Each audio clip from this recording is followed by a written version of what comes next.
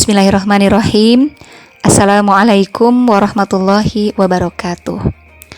Innal hamdalillah nahmaduhu wa nasta'inu wa nastaghfiruh wa na'udzu billahi min syururi anfusina wa min sayyiati a'malina may yahdihillahu fala mudhillalah wa may yudhlilhu fala hadiyalah. Asyhadu an la ilaha illallah wa asyhadu anna Muhammadan abduhu wa rasuluh la nabiyya ba'dah.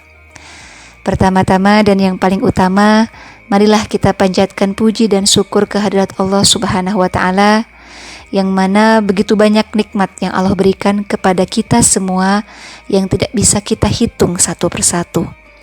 Sholawat beserta salam semoga senantiasa tercurah limpah kepada junjungan alam Habibana wa Nabiyana Muhammad Sallallahu Alaihi Wasallam, dan semoga kita semua mendapatkan syafaat di yaumil akhir oleh beliau, amin ya Allah ya Rabbal Alamin.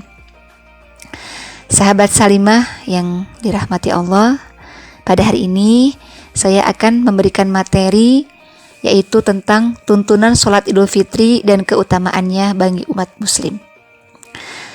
Sahabat Salimah yang dirahmati Allah, sholat Idul Fitri adalah sholat sunnah yang dikerjakan pada hari pertama di bulan Syawal. Hukum dari melaksanakan sholat Idul Fitri adalah sunnah muakkad atau sangat dianjurkan. Namun, jika tidak dikerjakan pun tidak akan menjadi berdosa. Sebenarnya, untuk pelaksanaan sholat raya Idul Fitri ini dilakukan dengan cara yang sama seperti sholat sunnah lainnya. Begitupun bacaan sholatnya, yaitu diawali dengan membaca surat Al-Fatihah dan dilanjutkan dengan membaca surat pendek di dalam Al-Quran. Namun, mengutip buku panduan sholat wajib dan sunnah sepanjang masa Rasulullah Shallallahu Alaihi Wasallam oleh Ustadz Arif Rahman, ada beberapa surat yang dianjurkan pada pelaksanaan sholat Idul Fitri. Pada rakaat pertama, bacaan surat yang dianjurkan adalah surat Qaf atau surat Al-A'la. Sementara itu, pada rakaat kedua dianjurkan untuk membaca surat Al-Qamar dan surat Al-Ghasyiyah. Sahabat Salimah yang dirahmati Allah, untuk waktu pelaksanaan sholat Idul Fitri yaitu dimulai dari naiknya matahari setinggi tombak sampai tergelincir, yaitu memasuki waktu sholat zuhur. Namun pada pelaksanaannya juga disunatkan untuk dilakukan di akhir waktu terbitnya matahari, guna memberi kesempatan bagi orang-orang yang belum melaksanakan zakat fitrah. Jundub meriwayatkan hadis sebagai berikut. Nabi Shallallahu Alaihi Wasallam ketika beliau mengerjakan sholat Idul Fitri, maka beliau mengerjakannya manakala matahari telah meninggi 2 tombak. Sementara ketika mengerjakan sholat Idul Adha, maka beliau mengerjakannya manakala matahari meninggi 1 tombak. Sejatinya, sholat Idul Fitri sangat dianjurkan secara berjamaah di masjid maupun di lapangan. Rasulullah bahkan menganjurkan agar sholat ini digelar di lapangan, selain agar dapat menampung lebih banyak jamaah. Dengan cara ini, syiar dan kebesaran Islam semakin terasa. Sebagaimana dalam salah satu riwayat yang artinya berbunyi, Rasulullah Shallallahu Alaihi Wasallam biasa keluar menuju musola atau tanah lapangan pada hari raya. Hal pertama yang beliau lakukan adalah sholat, lalu berpaling menghadap manusia yang sedang duduk di saf mereka. Kemudian beliau memberi nasihat, wasiat, serta perintah. Hadis Abu Sa'id Al-Khudri radhiyallahu an. Pada pelaksanaan sholat Idul Fitri ini, kita sebelumnya berwudu, kemudian mandi, dan kita menggunakan pakaian terbaik yang tentunya pakaian ini adalah sesuai dengan syariat Islam.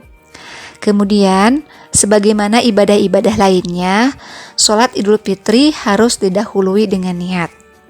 Sahabat Salimah yang dirahmati Allah, tata cara sholat Idul Fitri hampir sama dengan melakukan sholat sunnah lainnya yang berjumlah 2 rakaat. Perbedaannya hanya terletak pada bacaan niat dan pelaksanaan takbirnya. Sholat Idul Fitri dilaksanakan sebanyak 2 rakaat. Pada rakaat pertama, jamaah bertakbir 7 kali di luar takbiratul ihram. Pada rakaat kedua, jamaah bertakbir 5 kali di luar bacaan takbir saat bangkit dari sujud. Berikut urutan sholat Idul Fitri yang sesuai ketentuan. Sebelum sholat Idul Fitri dimulai, disunahkan untuk memperbanyak bacaan takbir, kemudian tahmid, dan tasbih. Sholat Idul Fitri dimulai dengan menyeru as-sholatu jami'ah, yang artinya sholat jamaah akan segera didirikan. Selain itu, sholat id dikerjakan tanpa didahului azan dan iqamah. Kemudian membaca niat sholat Idul Fitri, membaca takbiratul ihram sambil mengangkat kedua tangan. Membaca doa iftitah, takbir sebanyak 7 kali, di sela-sela setiap dari 7 takbir dianjurkan membaca subhanallah walhamdulillah wala ilaha illallah wallahu akbar. Yang artinya, Maha suci Allah, segala puji bagi Allah, tiada Tuhan selain Allah, Allah Maha Besar. Kemudian membaca surat Al-Fatihah. Dilanjut dengan ruku, i'tidal, sujud, duduk di antara 2 sujud, dan sujud kedua seperti sholat biasa. Lalu berdiri kembali untuk melaksanakan rakaat kedua. 5 takbir pada rakaat kedua. Di sela-sela setiap dari 5 takbir juga dianjurkan membaca subhanallah walhamdulillah wala ilaha illallah wallahu akbar. Kemudian membaca surat Al-Fatihah, dilanjutkan dengan ruku, i'tidal, sujud, duduk di antara 2 sujud, sujud kedua, duduk tasyahud akhir, dan salam. Selesai sholat, mendengarkan doa khutbah Idul Fitri yang disampaikan oleh khatib. Adapun keutamaan dari sholat Idul Fitri, yang pertama adalah mengagungkan asma Allah. Ketika melaksanakan sholat Idul Fitri, umat Islam akan mengucapkan asma Allah berkali-kali, terutama kalimat takbiratul ihram atau memahabesarkan Allah Subhanahu wa Ta'ala. Dengan begitu, umat Islam yang mengamalkannya akan mendapatkan pahala karena telah mengagungkan, kemudian mengucapkan atau berzikir atas nama Allah Subhanahu wa Ta'ala. Yang kedua, mendapat pahala sholat berjamaah. Sholat Idul Fitri kerap dilaksanakan secara berjamaah. Oleh sebab itu, umat Islam yang melaksanakannya akan memperoleh pahala, semestinya pahala sholat berjamaah. Hal ini juga menjadi sebuah kesempatan besar bagi umat Islam untuk merapatkan barisan dan mendapatkan kebersamaan lewat sholat berjamaah. Yang ketiga, silaturahim sesama muslim. Dengan melaksanakan sholat Idul Fitri, antar seorang muslim akan mendapatkan kesempatan untuk bersilaturahim. Mungkin di bulan-bulan lainnya, seseorang jarang melangsungkan atau melaksanakan silaturahim. Namun, saat Idul Fitri tiba, momen ini bisa menjadi kesempatan bagi umat Islam untuk bertemu dan bermaaf-maafan dengan kerabat terdekat atau tetangga. Yang keempat, merayakan bersama kemenangan umat Islam. Dengan melaksanakan sholat Idul Fitri berjamaah, umat Islam di berbagai belahan dunia turut merayakan hari kemenangan bersama-sama. Tentunya, momen kebersamaan dan kebahagiaan adalah hal yang berharga dan tidak bisa dinilai dengan apapun juga. Dan yang terakhir, menunjukkan ukhuwah Islamiyah dan kekuatan umat Islam. Hukum melaksanakan sholat Idul Fitri adalah sunnah muakkad atau fardu kifayah. Nah, hal ini membuat umat Islam terdorong untuk mengikutinya ketika tidak memiliki halangan.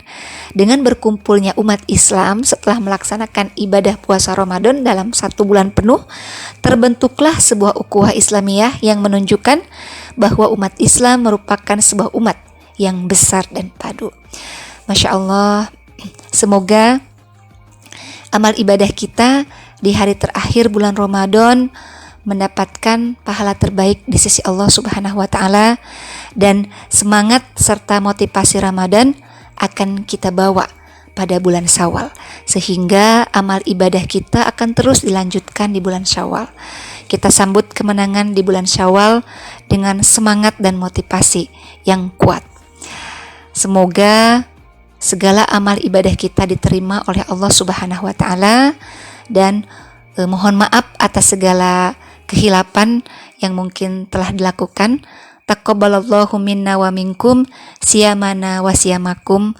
Selamat Hari Raya Idul Fitri. Mohon maaf lahir dan batin. Sekian dari saya. Al-haqqu min rabbikum fala takunanna minal mumtarin. Sesungguhnya kebenaran itu datangnya dari Allah dan kesalahan itu datangnya dari diri pribadi.